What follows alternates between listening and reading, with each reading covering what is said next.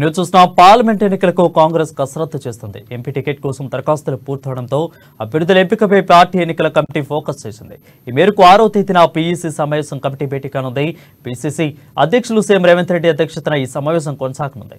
అయితే AICC incharge Deepa Das Munshi, screening committee chairman Harish Chaudhary, అదేవిధంగా PEC సభ్యులు హాజరు కానున్నారు.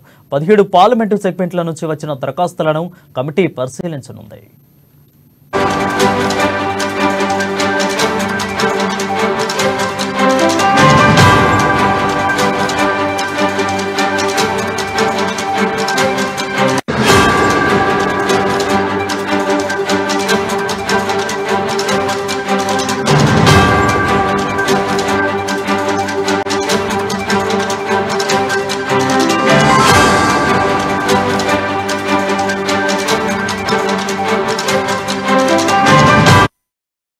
న్యూస్ చూసిన పార్లమెంట్ ఎన్నికలకు కాంగ్రెస్ కసరత్తు చేస్తుంది. ఎంపీ టికెట్ కోసం దరఖాస్తులు పూర్తవడంతో అభ్యర్థుల ఎంపికపై పార్టీ ఫోకస్ కమిటీ చేసింది. అయితే ఈ మేరకు 6వ తేదీన పీఈసీ కమిటీ భేటీ కానుంది.